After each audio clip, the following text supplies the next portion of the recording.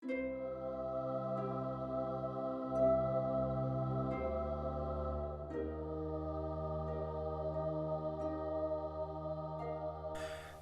is the second and concluding video of my silver price trend forecast update. However, the whole of this analysis was first made available to patrons who support my work. So the silver price big question for 2019 is, will the price be capped at resistance at $21 or like the gold price break out of its 5-year training range to target the next resistance area of $25. Silver is still cheap relative to gold. 6 weeks ago, the gold-silver ratio was trading at an historic extreme of 90.31, at a level not seen for 25 years, in comparison to the historic average of 50, which on the gold price of $13.30 would have had the silver price trading at $26.60, which illustrated how much of a coiled spring silver tends to be, as it has a tendency to swing sharply higher rather than track the gold price trend. The recent surge higher in the silver price has seen the ratio retreat from an extreme of 95.11 when silver was a screaming buy to currently stand at 87.01, which is still cheap, whilst we can dream of silver reaching its long-term average of 50, which on today's gold price would suggest $28 for silver. However, a more realistic achievable target for this year would be a move to between 80 and 82. That would suggest a silver price of about $18 on the current gold price, which puts the current price of $16.56 at a significant discount. Trend analysis. This chart illustrates that the silver price has a lot of resistance levels to overcome before we start dreaming of the likes of $25 and beyond, which therefore suggests to expect a volatile trend, sharp swings higher and lower as the silver price traverses through a series of resistance levels.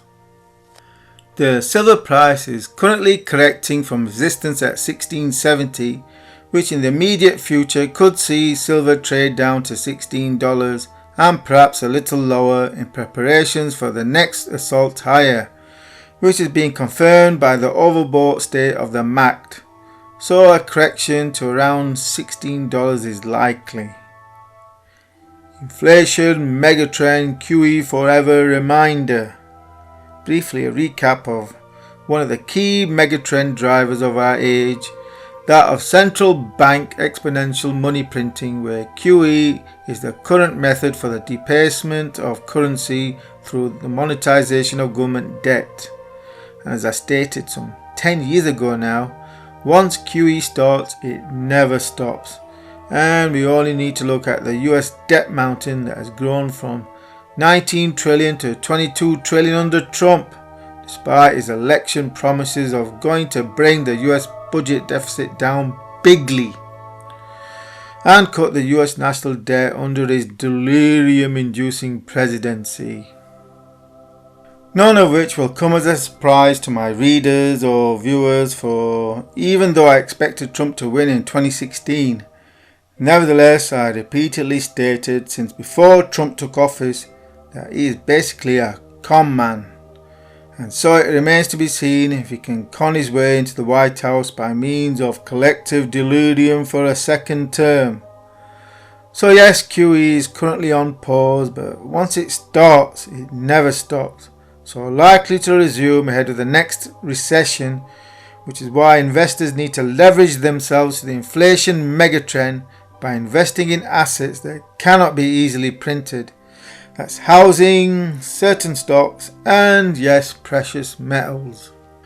Though personally I favour the first two far more than precious metals, i.e. less than 3% of my portfolio is in precious metals.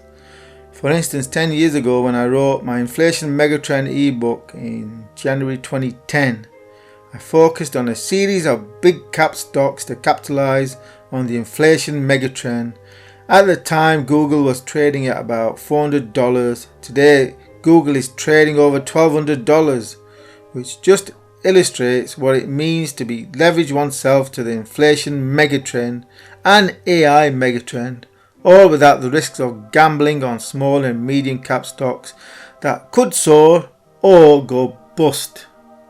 And all we are going to see over the next 10 years is a continuation of the exponential inflation megatrend and the AI exponential megatrend.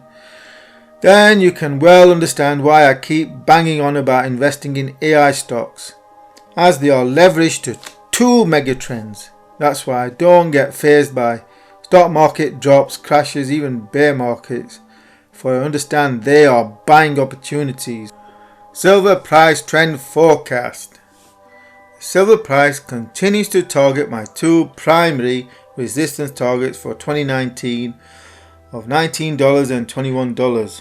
Once we reach and break those levels, then we will know what to expect beyond $21, with the graph illustrating the expected central trend trajectory for the silver price, bearing in mind that it is a volatile commodity, and taking my gold price forecast into account of at least $15.70 by early October and likely $16.30, then an achievable gold silver ratio of 8:1, the silver price could be trading at between $19 and $20 by that time, which will represent a gain of 17 to 22% on the current silver price.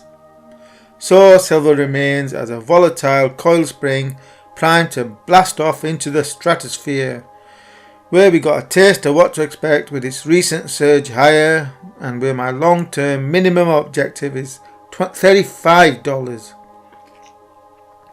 representing a 111% gain on the current silver price, far beyond the 25% on my gold long-term target of $1,800.